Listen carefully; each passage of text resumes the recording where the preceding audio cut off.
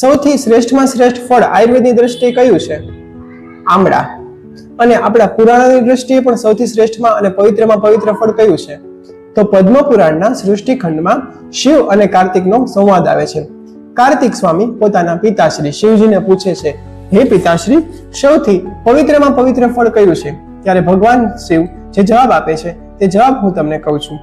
પદ્મ પુરાણના સૃષ્ટિખંડમાંથી આપણે જોઈએ તો શિવજી કહે છે, આમળા છે એ અત્યંત પવિત્ર અને શ્રેષ્ઠ ફળ છે. તેમના ભક્ષણ માત્રથી જ પાપ મુક્તિ થઈ જાય છે અને એના સેવનથી આયુષ્ય વધે છે. આમળા વાળું પાણી એટલે કે આમળાથી સિદ્ધ કરેલું જળ પીવાથી ધર્મનો સંચય થાય છે. આમળાનું સ્નાન કરવાથી દરિદ્રતા દૂર થાય છે અને ઐશ્વર્યની પ્રાપ્તિ થાય છે.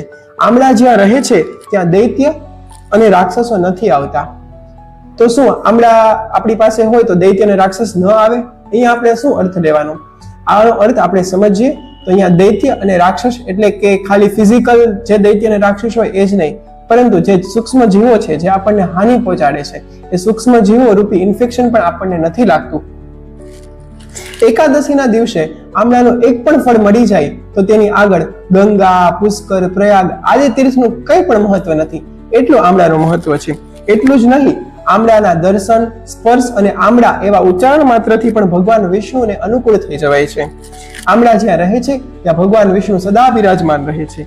આમળાના સંપર્કથી મૃત વ્યક્તિની પણ ભગવત ગતિ થાય છે. આમળામાંથી બનાવેલ પ્રસાદ ભગવાનને ધરવાથી ભગવાન અત્યંત સંતોષ પામે છે.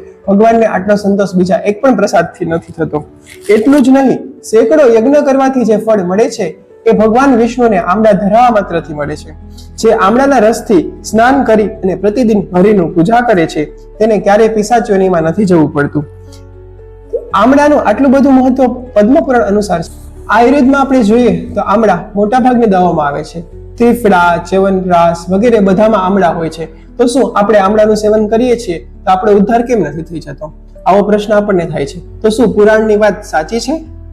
આવો જ પ્રશ્ન ભગવાન કાર્તિક શિવજીને પૂછે છે કે આમળાનું પ્રતિદિન સેવન ઘણા બધા લોકો કરે છે, ઘણા રોગીઓ દવા સ્વરૂપે આમળાનો ઉપયોગ કરે છે, તો બધાનો ઉદ્ધાર કેમ નથી થઈ જતો? ત્યારે ભગવાન શિવજી સરસ જવાબ આપે છે. આમળાનો જે મહિમા છે એનું ફળ બધાને મળી શકે છે, પણ એવું ન થવામાં એક કારણ છે. એ શું કારણ હોઈ શકે? આમળા ખાવા વાળાને આમળાના આ મહિમાનું જ્ઞાન નથી હોતું અને એમને આમળામાં આટલી શ્રદ્ધા નથી હોતી, માટે એમને ઉદ્ધાર નથી થતો. આમળા એ કોઈ સાધારણ ફળ નથી. આમળા શ્રી વિષ્ણુ એટલે કે હરિને અત્યંત પ્રિય ફળ છે. માટે આપણે પણ જ્યારે આમળાનું સેવન કરીએ ત્યારે અત્યંત શ્રદ્ધા અને ભક્તિભાવ પૂર્વક આમળાનું સેવન કરવું જોઈએ. આયુર્વેદના ગ્રંથમાં પણ જ્યારે આમલકી રસાયણનું વર્ણન કરેલું છે ત્યારે આમળા કઈ રીતે ખાવા જોઈએ, આમળાને મંત્રથી સિદ્ધ કરીને ગાયત્રીનો જપ કરીને આમળાના વૃક્ષ ઉપરથી આમળાને કલેક્ટ કરી અને પછી ખાવા જોઈએ. અને આચાર રસાયણમાં પણ કહેલું છે કે તમારે પ્રતિદિન મંત્રનો જાપ કરવો જોઈએ, તેનાથી જ તેના રસાયણનું ફળ મળે છે.